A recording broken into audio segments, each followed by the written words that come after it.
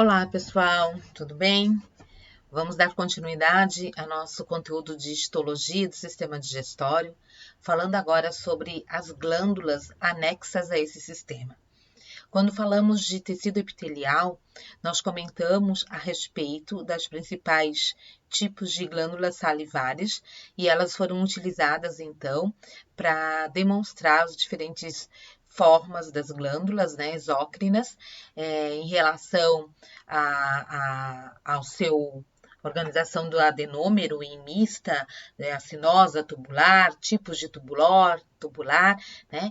E assim por diante. E nós falamos também um pouco sobre as endócrinas, né? Glândulas endócrinas. Entretanto, não demos muito detalhes. Então, em cada um desses sistemas, nós vamos falar um pouco dos detalhes das glândulas endócrinas e relembrar um pouco das exócrinas, ok?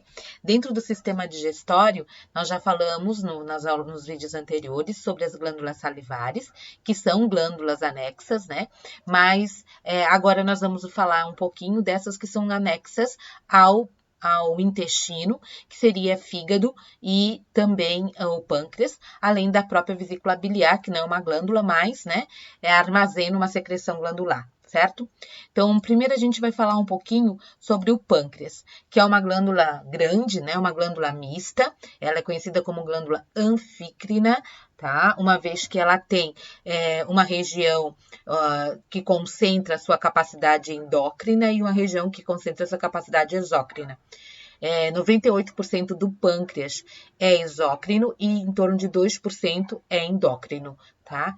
Essa glândula ela apresenta partes que podem ser identificadas como cabeça, o processo uncinado, a parte de colo, corpo e cauda. A localização do pâncreas é, em geral, retroperitoneal, né, com exceção dessa região mais da cauda. E esse órgão se estende da curvatura em forma do C, do duodeno, tá? Passa atrás do estômago e chega até o hilo do baço. Vários ductos pancreáticos se estendem por todo o pâncreas e assim esvaziam o conteúdo pancreático dentro do duodeno. O pâncreas ele é recoberto por uma cápsula muito delgada de tecido conjuntivo propriamente dito do tipo frouxo, tá? Da onde saem septos que subdividem essa glândula em lóbulos. Esses septos do tecido conjuntivo, eles permitem a entrada de vasos sanguíneos, vasos linfáticos, nervos, e também é nesses septos que você tem os próprios ductos excretores dos conteúdos exócrino do pâncreas, visto que o conteúdo endócrino, como a gente sabe, é sempre dispensado, né, sempre secretado para os vasos sanguíneos. Tá? Então, aqui está mostrando as regiões principais, a cabeça, a região de corpo e cauda, tá? E em relação a essa divisão, né, são dois grandes lóbulos, e lembrando que cada um desses lobos são divididos em lóbulos graças a essa presença dos septos de tecido conjuntivo. O parênquima do pâncreas, então, é formado principalmente por ácinos pancreáticos, 98% dele, e em torno de 2% por ilhotas, as ilhotas pancreáticas, que são esparsas, literalmente adicionadas ao longo de todos os seus componentes, principalmente a região mais de cauda. Tá? Os septos interlobulares de tecido conjuntivo vão se projetar, então, sempre da cauda, da cápsula em direção ao parênquima pancreático, e nesses septos interlobares, que contêm os ductos interlobares, que vão permitir, então, o extravasamento do conteúdo para o interior do duodeno. Além disso, nesses septos também tem os chamados corpúsculos de Pacini, que são tipos diferenciados de receptores sensoriais, né? Bem, em relação ao parênquima acinar, né, os ácidos pancreáticos, eles representam a maior parte e são as unidades secretoras do pâncreas exócrino, né? Esses adenômeros, então, têm a forma acinar, que é tipo um cachinho de uva, né? E essa parte é composta por epitélio simples, tá? E essas células apresentam uma característica bem interessante de ser identificada, tá? Que já vamos falar sobre elas. Além dos ácidos, então, que é a porção endócrina. Quando a gente fala do ácido especificamente, tá, gente? É importante que a gente compreenda que essas células são do tipo serosas, tá? Como vocês observam aqui, tá? Nós temos ácidos serosos, que produzem uma série de enzimas digestivas, né? Nós temos endopeptidases, exopeptidases, temos as lipases, tá? As aminopeptidases. Então, nós temos uma série de enzimas produzidas por essas células aqui, tá? Essas células apresentam rodeiam um lúmen, né? Esse lúmen normalmente é muito pequeno, tá? Muito pequeno. E as células apresentam um citoplasma basal, que é bastante basofílico, que a gente chama, tá? O que significa isso? Elas apresentam uma região de base, a base da célula, ela é maior e a região de apical, ela é um pouquinho mais estreita, tá? Parece um triângulo, não chega a ser um triângulo, mas ela tem esse formato mais triangular, tá? No interior desse citoplasma, que é mais basófilo, né? Então, nós temos uma grande quantidade de grânulos do zimogênio, tá? O que é os zimogênios? Zimogênio é as enzimas que são produzidas aqui. Esses grânulos são, ao contrário, acidófilos, tá? Eles têm uma coloração um pouquinho mais escura, então, do que o componente citoplasmático real. E eles apresentam, então, esses pré-enzimas ou enzimas inativas que vão ser liberadas e vão se tornar ativas apenas lá no duodeno, tá? A ativação dessas células para liberar os seus zimogênios, tá? É essencial e ocorre a partir de estímulo da secretina, por exemplo, que é um hormônio produzido lá no duodeno, que a gente já comentou, já falou um pouquinho sobre ele, tá? Bem, o que é interessante que a gente lembre? Esses ácidos, né? Então, eles vão produzir, aqui dá para ver esse componente que eu falei, que a célula é um pouco mais alargada na base, mais afunilada na cima, os grânulos de zimogênio aqui, tá? E uma vez sintetizada essa secreção pancreática, então ela vai sair do ácido através de ductos, tá? Esses ductos no interior do ácido são chamados aí de ductos intercalares, tá? São ductos muito curtos, com um lúmen bem estreito e que tem a sua porção basal, então, dentro do ácido. Essa porção inicial, que é intraacinar, tá? Do ducto intercalar, é revestida por um epitélio simples, do tipo pavimentoso ou escamoso, como vocês queiram. Essas células que compõem esse epitélio são chamadas de células centroacinares, porque estão dentro do ácido, tá? E elas marcam, então, o início desse sistema de ductos do pâncreas exócrino. Tá? Esse sistema de ductos vai ir até já vamos falar sobre ele, vai ir até a região de duodeno, tá? Então, nesse primeiro momento, esse ducto apresenta células achatadas, pavimentosas, tá? Logo que sai do interior, né, do ácido, nós temos esse disco intercalar, então, apresentando células, um epitélio simples cuboide, tá?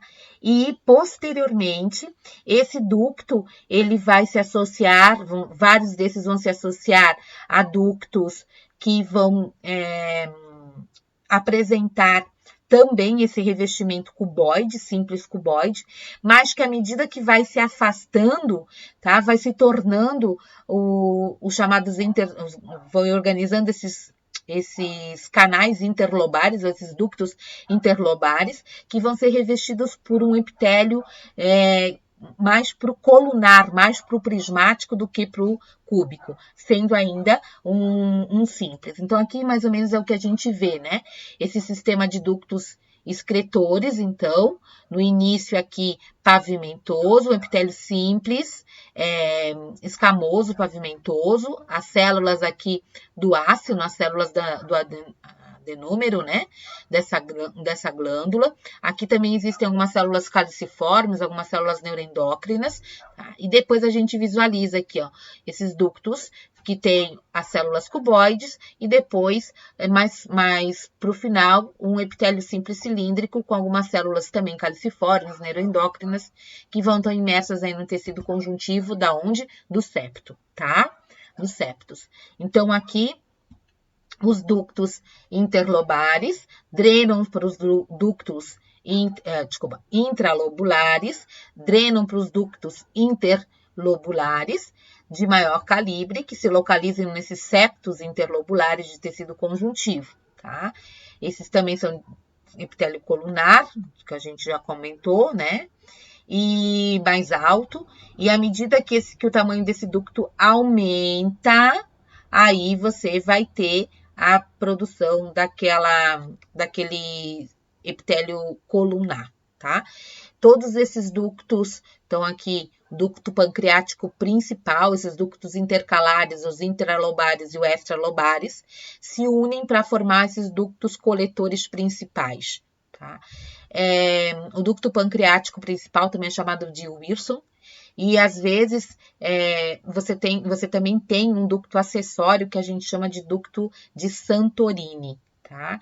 Esses ductos são os ductos que desencadeiam ou desembocam, né? Nessa região de duodeno. Então, esse ducto principal, ele vai vir, como eu falei anteriormente, lá da cauda até a cabeça do pâncreas, coletando literalmente secreções de todos os ductos intralobares, tá? Ao longo do caminho. Depois ele se funde, como está mostrando aqui, com o ducto biliar, que vem lá da vesícula biliar, que vem lá do fígado, tá?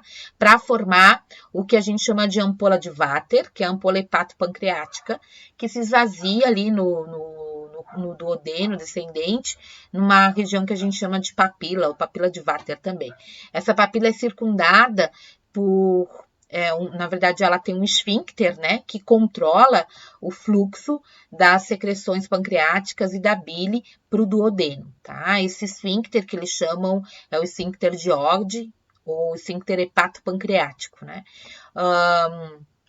A parte toda essa região maior do pâncreas, então, geralmente vai para o ducto principal.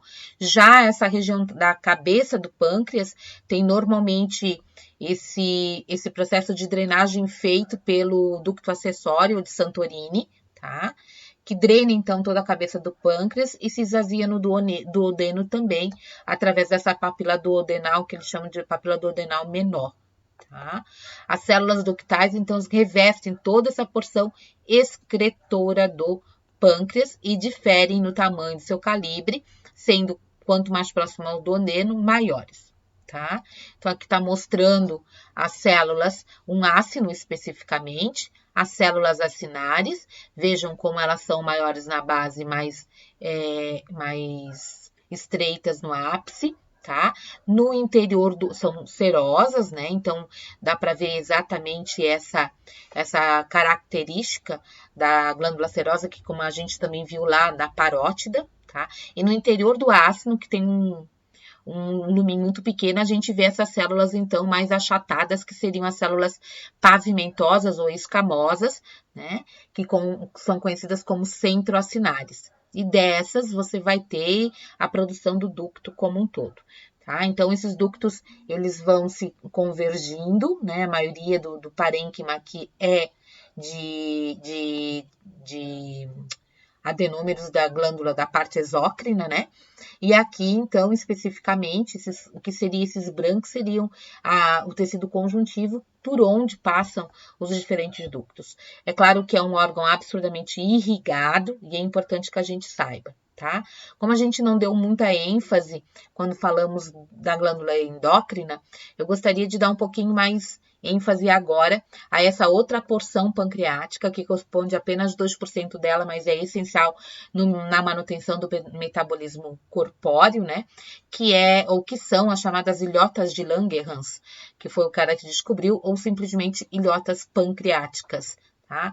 Existem, em média, 1,2 milhões de ilhotas pancreáticas aí no pâncreas. elas estão dispersas, associadas ao componente exócrino, mas a maioria delas fica mais na região da cauda.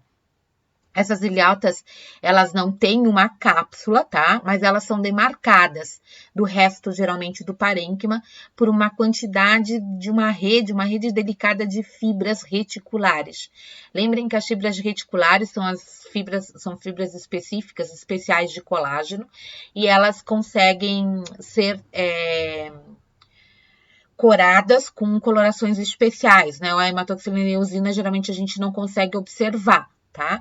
A gente consegue definir ou diferenciar de forma bem fácil, digamos, as chamadas ilhotas de Langerhans do restante do parênquima, tá?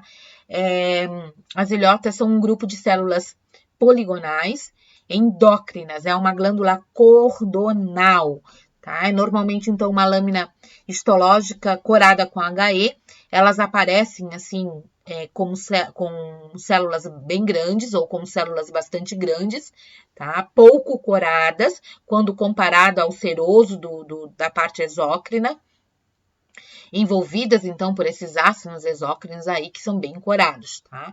As células da ilhota são conectadas entre si, por isso elas têm essa forma de cordão. Essa conexão é feita daquelas especialidades de membrana que a gente viu em tecido epitelial, né? Desmossomos e também os gap junctions e zonulos de adesão, tá?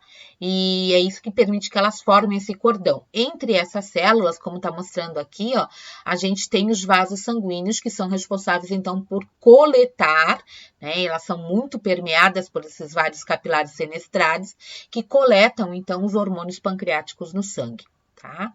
Bem, pessoal, aqui a gente tem um pouquinho de detalhes, né, para ver esse tipo de colágeno especial que demarca, né, ela não forma uma cápsula, tá, gente? Mas a gente consegue perceber uma variação e identificar as ilhotas de Langerhans, que esse mesmo componente de colágeno está envolvendo, por exemplo, os ductos, está envolvendo os vasos sanguíneos e assim por diante. Tá? No interior de uma ilhota de Langerhans, nós temos 5 tipos diferentes de células, sendo 3 delas muito importantes no processo metabólico, tá? Essas células, elas têm, digamos, uma organização no interior, geralmente uma organização comum no interior das diferentes ilhotas. Entretanto, utilizando a coloração de HE, né, que é a hematoxilina eosina, que é normalmente a que a gente visualiza, esses diferentes tipos de células não conseguem ser facilmente caracterizadas. Tá? Bem, a principal célula componente das ilhotas de Langerhans, cerca de 70% da ilhota é formada por ela, são as células beta. As células beta, como vocês sabem, são as produtoras de insulina. Elas são mais comumente localizadas na região central, aqui como vocês estão vendo da ilhota, tá? E no interior delas existem vários grânulos secretórios que possuem geralmente um tom mais escuro, que contém então a insulina cristalizada, que é circundada geralmente por um halo mais pálido e largo. Como eu disse, essas observações não são vistas, não são nítidas com a hematoxilina eosina e principalmente nas ampliações que a gente utiliza aí, que é no máximo de 1000 vezes, tá? O segundo tipo de células, que é em maior concentração, em torno de 15 a 20%, são as chamadas células alfa, tá? Essas células alfa são as secretoras de glucagon. Elas são sempre bem maiores que as células beta e se localizam mais na periferia da ilhota, tá? Os grânulos também são bem mais uniformes em tamanho. Também tem um centro mais escuro, com fino halo, e os grânulos estão repletos aqui de glucagon. Então, a insulina e glucagon são dois hormônios antagônicos, né? Um responsável por retirar o excesso de glicose sanguínea, outro para adicionar glicose no sangue, tá? E, obviamente, vocês vão estudar essas funções melhores em fisiologia. Além dessas duas células que estão em maior concentração, nós temos também as células delta. as células delta são células que secretam um outro hormônio chamado de somatostatina. A somatostatina é proveniente, então, das células delta, que constituem em torno de 5 a 10% das ilhotas. E são localizadas, geralmente, de maneira difusa em toda a ilha, mas são mais comuns também na periferia, tá? Como estão demonstrado aqui, na periferia, certo? Também contém grânulos secretores, que são maiores do que ainda os comparados às células alfa e às células beta. E nós temos ainda células chamadas de células PP, que são produtoras de um polipeptídeo pancreático, tá? Também menos de 5% da ilhota é elas, tá? Esse polipeptídeo pancreático é um hormônio que está associado à diminuição do apetite e o aumento é um estimulante para aumentar a secreção de suco gástrico, tá? O PP.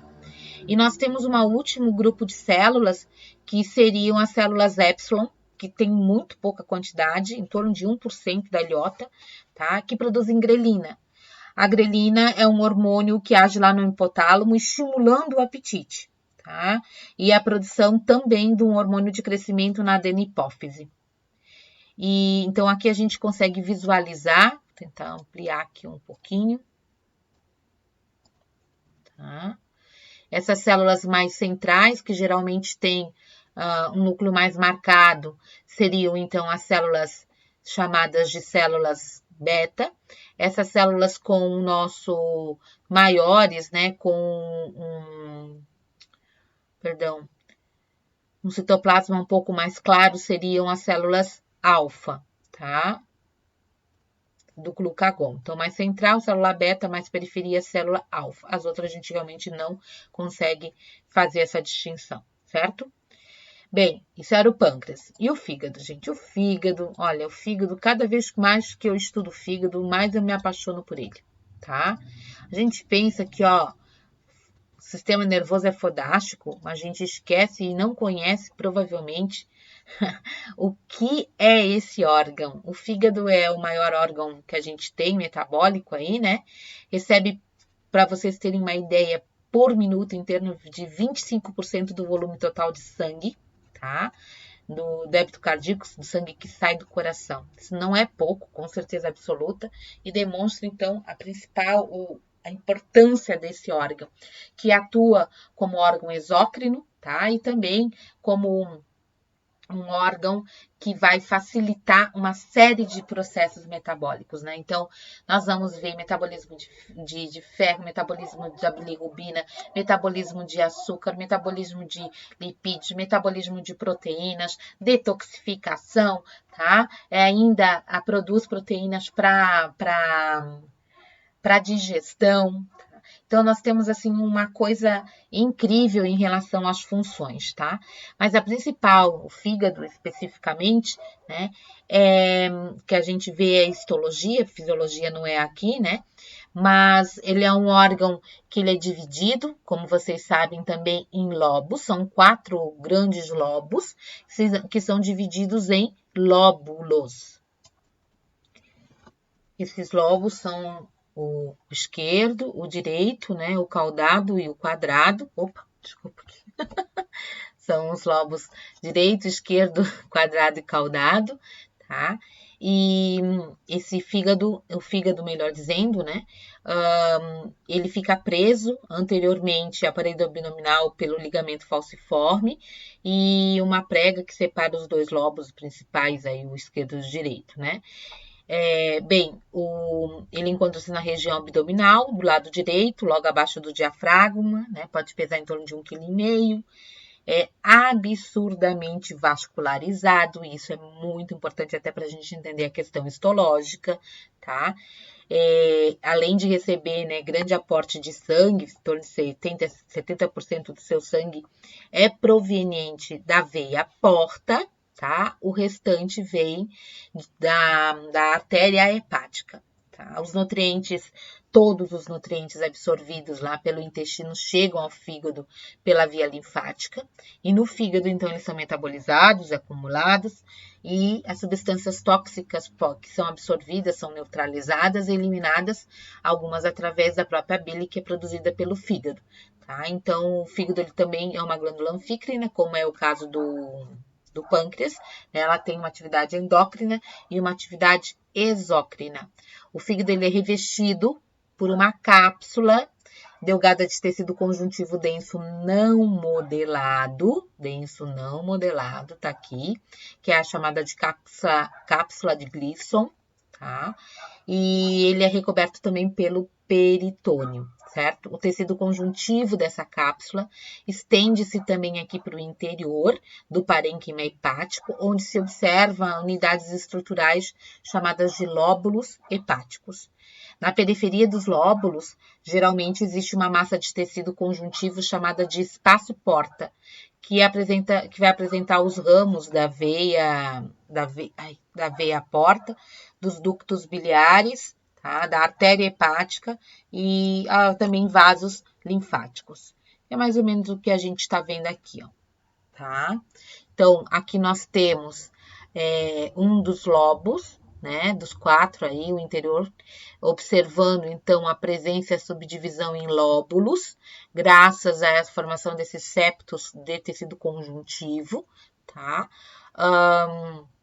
E como eu falei, ele apresenta, né, na periferia dos lóbulos aqui, nós temos normalmente um pouco de tecido conjuntivo, aonde que formam o que eles chamam de espaço-porta, que apresenta então esses ramos aí, né? O ramo da artéria hepática, da veia porta e dos ductos biliares. Tá? E às vezes também em alguns vasos linfáticos. O parênquima do fígado, ele é constituído principalmente pelas células que são chamadas de hepatócitos. Essas células, elas têm esse formato poliédrico, que é típico de uma célula epitelial, tá? E aqui elas também formam essas estruturas em forma de cordão, tá? O espaço entre os diferentes cordões, né, o espaço entre essas placas celulares vão conter muitos vasos sanguíneos, os capilares, e esses capilares são do tipo sinusoide, tá? Então, mais ou menos aqui, tá, gente? Esse é o parênquima, a base do parênquima. O estroma do fígado é bastante escasso, tá?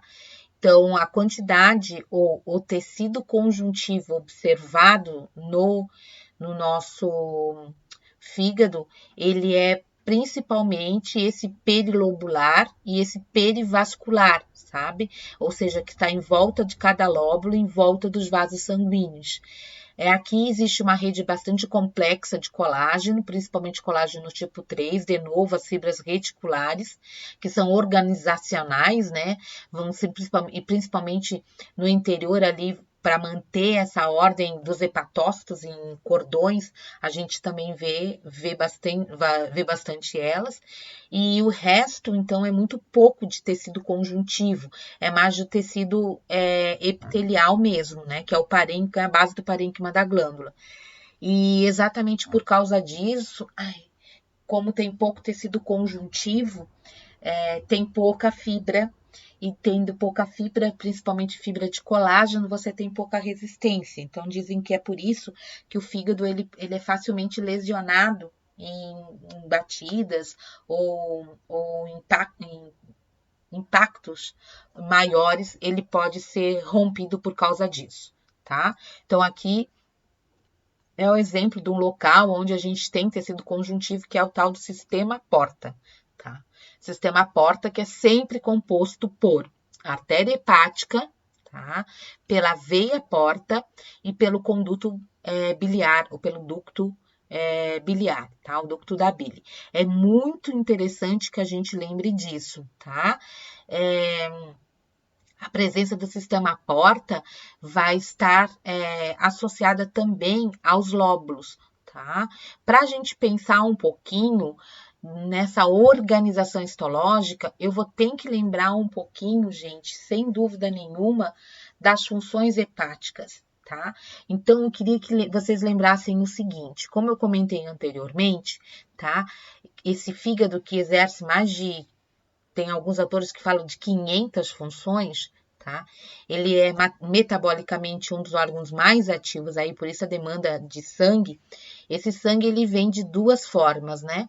Ele vem a partir da veia porta, que faz um sistema porta, como o próprio nome sugere, com o intestino, e ele vem também da artéria geral, tá? Ou artéria hepática, perdão.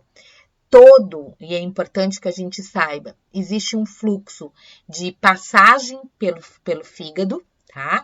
E um fluxo de saída do fígado em direção ao intestino.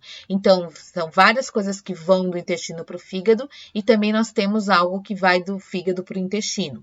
Esse algo é a bile, né? A bile tem essa direção, ela é produzida pelo fígado e ela vai ser liberada, né, através de ductos, né, para que possa uma hora chegar lá no nosso duodeno, tá? Entretanto, o fluxo maior vem aí do intestino em direção ao fígado, que vai trazer, né, esse sangue com os nutrientes que vão ser metabolizados, tá?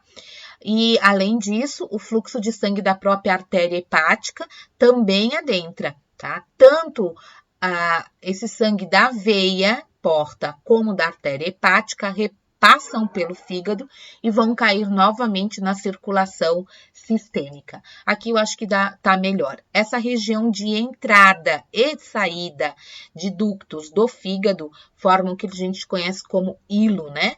E aqui a gente mostra, então, a presença da veia porta, que à medida que adentra em direção aos lóbulos vai diminuindo, né? Passa a ficar até chegar a vênulas aí, né? Depois nós temos a entrada do ramo, né? Da artéria hepática aqui, direita e esquerda também, que da mesma forma acompanha a veia no seu percurso, tá? Ambas, elas saem a partir de um único vaso, o sangue, né? Desses dois canais aqui, são coletados pela veia hepática, tá? E saindo desse parênquima, nós também temos o ducto, que são os ductos biliares, né? Então, e esse ducto, se vocês observarem, ele também segue esse mesmo, digamos, percurso aonde os outros dois vasos estão, que é o que? São os locais onde a gente tem o tecido conjuntivo adentrando, né? E permitindo que isso entre, visto que o restante do fígado é tecido epitelial e tecido epitelial, né? Entre as células de tecido epitelial não tem vasos sanguíneos, né? Então, a partir delas, em volta delas, vai ter, mas nessa região da célula epitelial mesmo não vai ter, tá? Então, imaginem que é onde você tem os vasos aqui, né? Vaso tem a veia porta, tem os ramos da artéria hepática e o ducto hepático seriam essas regiões do ducto ou do tecido conjuntivo e vão formar essa região que a gente chama de espaço porta, tá? Então, aqui tá mostrando um pouquinho da mesma forma, de outra maneira, né? Aqui tem uma videoaula bem legal, se alguém quiser assistir, em vez de me ouvir outro, né? Onde explica um pouquinho, né? Não me lembro, desculpa o nome desse professor, eu já peguei há um tempo, mas tá aqui a fonte, né? Então, ele fala aqui do conteúdo, né? Que parte desse sangue que vem lá da aorta pela artéria hepática, sangue passa aqui, como também veio da veia porta e sai com um ramo único da veia hepática, tá? Então, o que seria esse tal de espaço porta ou trato portal, tá? Então, nesse espaço porta, que é uma região na periferia do lóbulo, sempre, tá? Nós temos uma parte que é a veia porta, tá? A artéria hepática, que liberam o seu conteúdo de sangue no interior desses lóbulos em sinusoides, em vasos sinusoides, Esses sinusoides, eles são envolvidos pelas células base, que são os hepatócitos, e esse sangue depois, posteriormente, é coletado pela veia, que a gente chama de veia hepática. Pessoal, é muito interessante que vocês entendam que essa veia, que é conhecida como veia hepática, ela é central dentro do lóbulo, tá? E entre as células dos hepatócitos, não formando entre eles um ducto, mas na região portal, organizando o ducto, a gente tem o ducto que a gente chama de ducto biliar, tá? Então, os lóbulos hepáticos, eles têm essa forma hexagonal, tá? No fígado humano, às vezes isso não é tão assim tão fácil de observar essa organização hexagonal, mas a gente também tem isso, tá? Então, nós vamos visualizar aqui, isso é um lóbulo, então, essa forma de hexagonal. Nas laterais, nós temos espaços portas, que sempre vão ter esses 3 constituintes básicos, estão vendo? No interior do lóbulo, então, nós temos os vasos sinusoides, que drenam todo o seu conteúdo para o interior ou para essa região central de cada um dos lóbulos, que é a veia central, tá? O ducto, ele faz um caminho contrário do fluxo do sangue. Então, enquanto o sangue vem das laterais para o centro, a bile, ela vem do centro para a lateral, para ser liberada aí, então, nos ductos coletores, tá?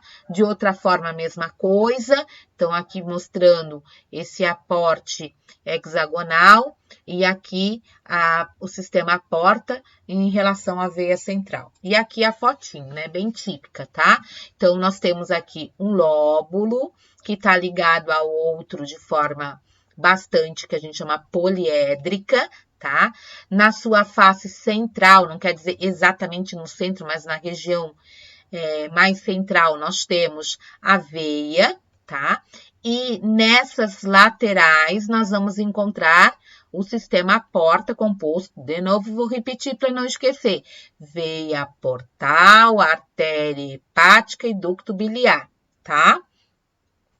Mesma coisa, tá? Anotem aqui, nós temos um grande sistema porta, né? Os diferentes lóbulos, em cada um a gente vê centro. E se eu não estou vendo centro, professora, porque ele não existe, não esqueça da interpretação, dependendo do caso, acabou não pegando, foi mais oblíquo, mas acabou não pegando. Mas sempre tem no centro do lóbulo a veia central, tá? E nas laterais, a gente tem sistemas portas com vasos de menor calibre. Tá? O lóbulos ou os lóbulos hepáticos, tá, gente? Eles apresentam uma série de conceitos. Já vou voltar àquele outro slide, né? Eles apresentam modelos de organização estrutural e ou funcional no fígado. Isso aqui é bem rapidinho.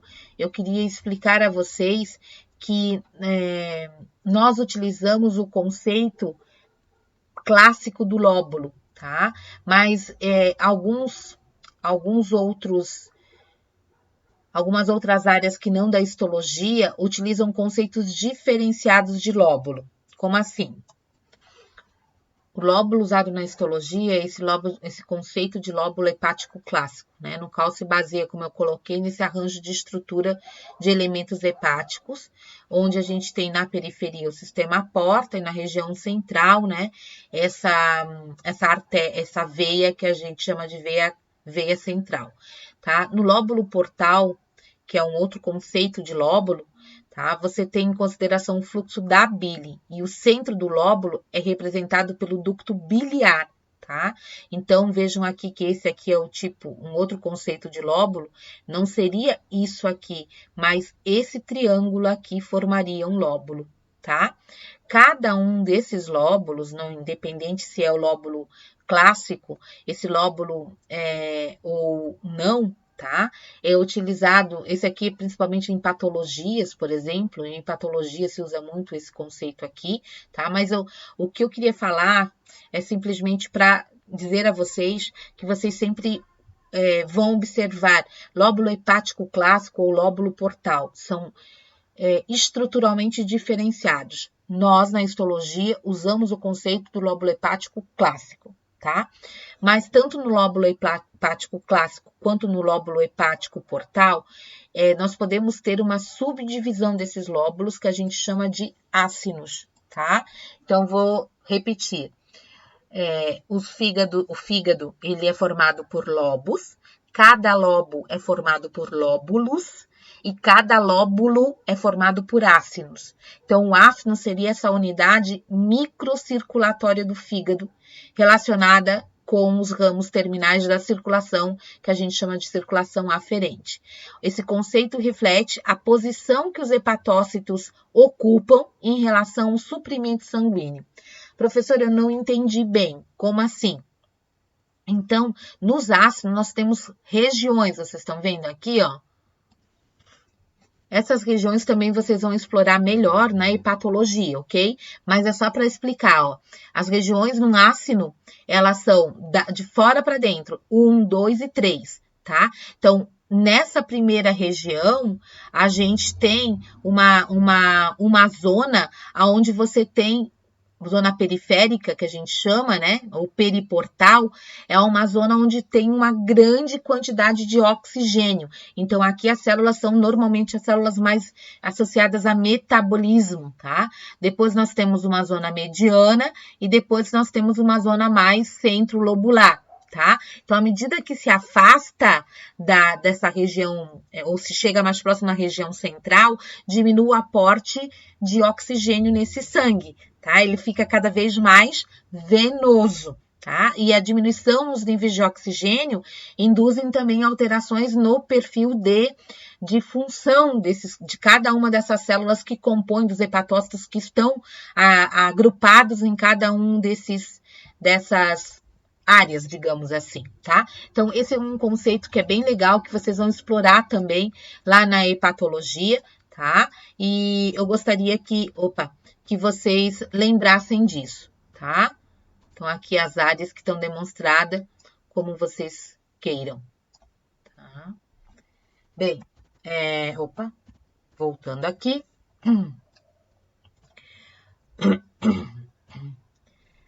Aqui, mostrando, então, nos ácinos, tá? No interior dos ácinos, a presença desses vasos, que são os vasos capilares sinusoides, que permitem, então, uma comunicação direta do sangue com as células desse parênquima hepático, tá?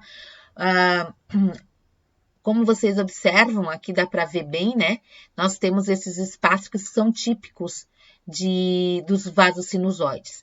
Entre o vaso e o hepatócito em si, tá? Nós temos um espaço que a gente chama de espaço de Disse, tá? Nesse espaço de Disse, geralmente ele é um espaço acelular, tá? Nós vamos ter os prolongamentos dos hepatócitos que permitem uma maior processo de absorção e também de secreção no interior desses vasos sinusoides, tá? Bem, aqui está explicando um pouquinho para vocês o que eu estava tentando comentando em relação aos ácinos, tá? Que seriam essas zonas lobulares que estão associadas a esses vasos aqui, porque por esses vasos sinusoides você vai perdendo o oxigênio para os hepatócitos, vai recebendo o conteúdo dos hepatócitos em relação a esses vasos, né? Nessa zona 1, que é a periportal, você tem mais metabolismo, ó, oxidativo, energético, de ácido graxo. Na zona 3, que é mais a centrolobular, você já tem a glicólise, a glicogenólise, lipogênese, formação de corpos cetônicos, tá? E assim por diante. Então, dependendo, ó, a diminuição do oxigênio vai acontecendo da zona 1 para a zona 3 e as funções vão modificando. Em patologias, eles normalmente demarcam a zona do lóbulo onde você está tendo algum tipo de problema, porque isso envolve também, obviamente, alterações na capacidade funcional daquela região, tá? Então, é muito comum a gente ver isso, tá? Bem, aqui tá tendo uma visão para vocês do interior do vaso para fora, né? Essa grande quantidade de crivos, né? Ou de buracos que são típicos dos órgãos sinusoides, tá? Bem, povo, entre os sinusoides, né? Ou envolvendo os vasos sinusoides, existe a principal célula do parênquima hepático, que é o hepatócito. Ela é uma célula multifuncional, ela possui todas as organelas que vocês podem imaginar, né, que a gente já estudou lá na citologia. Essas organelas são bem representadas estruturalmente, tá? E aqui nós temos um destaque, obviamente, para o complexo de Golgi. Eu diria para o retículo liso, que é bem em grande concentração nos hepatócitos, e também para o complexo de Golgi, porque ele é um grande secretor de proteínas plasmáticas, como as lipoproteínas, as proteínas VLDL, as proteínas associadas à albumina, por exemplo, e tantas outras que são utilizadas em tantas partes do corpo ou no próprio plasma, tá? Transferrina, sei lá, outro que a gente colocou, albumina, já falei, SBHG, que é para transporte de hormônios sexuais, tá? E tantos outros. O hepatócito, ele apresenta também, tá? Uma grande quantidade aí na região de contato entre as células, são observadas em microscopia eletrônica, junções intercelulares do tipo de oclusão e desmossomos, tá? Na parte próxima ao sinusoide, é muito comum a gente encontrar prolongamentos nessas células, tá? Tanto aqui quanto aqui, porque nos dois lados tem sinusoide, né? E essas não chegam a ser microvilosidades, mas poderiam ser comparadas tá? Que é para ampliar essa área de superfície de troca com o próprio sangue. A diminuição dessas especializações que existem entre os hepatócitos e que mantém eles sobre a forma cordonal, né, da origem essa glândula cordonal, está muito associada a doenças como é o caso da cirrose, da hepatite, da fibrose, e são relacionadas frequentemente à perda, né, dessa homeostasia, que é a homeostasia hepática. Tá? Então, aqui está mostrando essa característica típica da formação de células poliédricas, normalmente que apresentam 1 ou 2 núcleos esféricos. Os nucléolos são bem evidentes porque são células bem ativas, tá? Pode acontecer poliploidia, principalmente quando você tem tumores, tá? E como eu falei, células completas com um complexo de Golgi geralmente bem marcado. Tá? Um pouquinho mais de detalhes, gosto bastante desses detalhes, tá? Vejam que o citoplasma, ele parece que está granuloso, parece não, ele é finamente granuloso, devido à grande quantidade de vesículas, né, produzidas aqui, e que estão associadas às proteínas que vão ser secretadas posteriormente, tá? Além dos hepatócitos, nós temos outros 4 tipos celulares que estão regularmente relacionados aos sinusoides e aos hepatócitos e estão também associados a esse espaço, que é o espaço de Dicey. Primeiro, as células endoteliais, eu acho que eu nem preciso comentar, que são típicas do próprio sinusoide e que participam, né, da regulação de fluxo de sangue nesse órgão. Os macrófagos, os quais nesse órgão são denominados de célula de Kupfer. As células de Kupfer, elas ficam localizadas, em geral, no interior do sinusoide, tá? E nós temos as células chamadas estreladas e os linfócitos em grande quantidade. Então, vamos falar um pouquinho de cada um deles aqui. Tá? As células de Kupfer, eu quero dar um pouquinho mais de detalhe, que são encontradas, então, nessa superfície luminal das células endoteliais, e a principal função das células de Kupfer está nesse processo de manter, né, a limpeza desse local. Então, elas fazem a fagocitose das hemácias senis, né? Elas digerem hemoglobina, secretam proteínas relacionadas com os processos inflamatórios que podem estar sendo gerados aqui no fígado. Elas destroem bactérias eventualmente que entram aqui a partir lá do sistema portal, tá? E elas têm esse formato bastante estrelado, tá? Ele é um tipo de célula fagocítica, né? Muito importante, tá? Essas células também secretam algumas substâncias, que são substâncias vasoativas e citotóxicas, que vão ser utilizadas, obviamente, nesse sistema de defesa, tá? Bem, além dessas, nós temos uma outra célula muito interessante, que são as células de Ito. As células de Ito são conhecidas também como células estreladas, tá? Essas células, elas também possuem processos citoplasmáticos que se estendem, mas elas não estão presentes no sinusoide. Elas estão presentes no espaço, geralmente nesse espaço de Disse, e podem envolver e circundar a parede do capilar sinusoide, então, tá? Morfologicamente, elas são chamadas de estreladas por causa que esses prolongamentos dão essa aparência estrelada. Durante a cirrose, elas são bastante ativadas, tá? E são responsáveis pela formação de colágeno, que geralmente acaba comprometendo, né? Ou melhor, modificando o tipo de tecido, tá? Do tecido epitelial aí, formador dos hepatócitos, para um tecido mais conjuntivo, bastante fibroso, que vai comprometer a vascularização, inclusive, nos sinusoides. Mas qual é a principal função dela, né? Porque a cirrose não é todo mundo que tem, né? A principal função das células de Ito, ou as células estreladas, é estocar retinoides no organismo, como é o caso da vitamina A, tá? Elas também têm atividade contrátil, que indicam que provavelmente elas participam da regulação do fluxo de sangue. Como elas estão na parede, por fora, né, dos sinusoides, elas podem auxiliar nesse processo de contração e regulação de fluxo. Mas a grande função mesmo, tá, gente, é a estocagem de lipídio, de esteroides. Por que ela consegue estocar a vitamina A?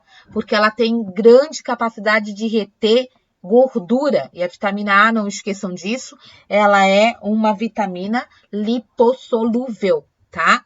Então, as células de Ito, elas também são observadas, geralmente, como parecendo, dependendo da quantidade de lipídio que ela tem, né? Parece até quase uma célula que um adipócito, mas não é, são as células de Ito. Elas também estão em grande quantidade nos processos como é o caso da esteatose hepática, tá? Não esqueçam que as células de Ito também são chamadas de lipocitos, exatamente por causa dessa questão da gordura, tá? A vitamina A, que está associada à manutenção da integridade, né, da saúde, da pele, dos cabelos, que está favorecendo também o sistema imunológico, reprodutivo, tá? Importante para a prevenção de envelhecimento, certo? Então, as células de Ito. Essas células de Ito ficam aonde, professora? Principalmente nesse espaço que é o espaço de Disse, tá? Os linfócitos do tipo natural killers também são conhecidos como pit cells e são encontrados aderidos à margem dos sinusoides, então no interior dos capilares também, tá? E também esses pit cells aí são geralmente bastante específicos do fígado, tá? Então, aqui está mostrando um pouco desse processo que é a circulação envolvendo todo o conjunto dos lóbulos e, especificamente, a saída do fígado, tanto do sangue pela veia hepática, quanto da bile pelo ducto hepático, tá? Pelos ductos biliares, tá? Em relação à bile especificamente, então, não esqueçamos que um dos componentes, né, lá do espaço porta sempre é esse verdinho que é o ducto biliar, tá? O ducto biliar. A bile é produzida geralmente em torno de 0,5 a 1 litro de bile por dia, tá? Após as refeições, normalmente os lipídios lá na luz intestinal, eles desencadeiam a contração da musculatura da parede da vesícula biliar, aonde você tem o armazenamento dessa bile. A bile é composta por uma série de coisas, entre elas a bilirrubina, colesterol e tantos outros sais, tá? Que facilitam que vão facilitar depois a digestão das gorduras lá no duodeno, ou a bile também serve como uma maneira de você excretar, como é o caso da bilirrubina, né? Que vocês já estudaram também lá na bioquímica, tá?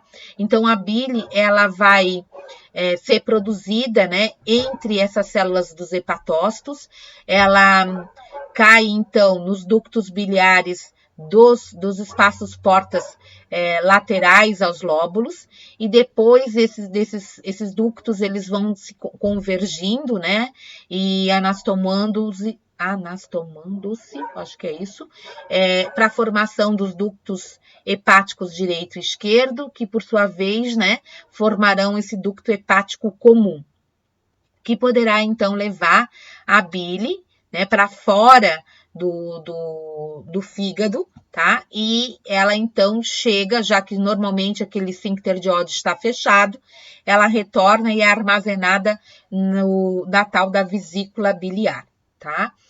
As vesículas biliares, a vesícula biliar, ela é revestida internamente por um epitélio que é comum a todo o sistema digestório, que é aquele epitélio simples cilíndrico, tá? Aqui nós temos as mesmas camadas, o epitélio, e depois nós temos uma lâmina própria de tecido conjuntivo, também temos fibras musculares lisas esparsas, que poderiam formar o que a gente chama de muscular da mucosa, tá? Mas nós não temos aqui a submucosa, tá? E no interior, aqui que tá mostrando, ele é formado por 3 túnicas, né? A mucosa, a muscular e o tecido conjuntivo externo, que pode tanto ser serosa quanto pode ser adventícia. A adventícia na face voltada para o fígado tem uma adventícia e todo o restante da vesícula tem uma serosa, tá? Então, nós não vamos ter uma muscular de mucosa bem desenvolvida, nós temos feixes de musculatura bem esparsos, tá? E não tem submucosa. Os feixes das fibras musculares lisas da túnica muscular geralmente são bastante entremeados por fibras de colágeno e elastina. A função da vesícula biliar é basicamente armazenar, tá? A bile, mas ela também concentra a bile. Quanto mais tempo a bile fica aqui, proveniente dos ductos lá hepáticos, ela pode ficar concentrada até 20 vezes mais, tá? Essa concentração ocorre porque na vesícula biliar as células do epitélio absorvem água e eletrólitos, como o caso do sódio, tá? E aí deixam essa bile mais concentrada. Tá? Então, aqui tem um corte da vesícula biliar, onde a gente vê, então, a camada de revestimento, epitélio simples cilíndrico, tá? Depois, uma região de lâmina própria, algumas células esparsas, né? Depois já temos direto as camadas de musculatura. Aqui dá para ver melhor, a mesma coisa, tá? Aqui a lâmina própria, aqui as camadas de musculatura direto. Essas pregas da mucosa, elas também aumentam a superfície de contato do epitélio com a bile, tá? Também favorecem esse processo de absorção. Mesma coisa aqui, tá? Ó, vai direto para a muscular, tá? Então, aqui a gente teria o tecido epitelial simples cilíndrico, a lâmina própria. Depois aqui já temos os componentes associados a parte muscular, tá, gente? Então, é isso, né? Espero que vocês tenham compreendido. Voltem quantas vezes for necessário. Na nossa próxima web, nós falaremos e visualizaremos isso melhor no microscópio, tá? Quem tiver alguma dúvida, por favor, anote, deixe para perguntar na próxima aula, ou se caso seja tão necessário, claro, avise aí, bote ou se for meu aluno, mande por e-mail. Se não for, deixa aí nos nossos comentários que eu terei prazer em responder. Tá, gente? Um grande abraço e até o próximo vídeo.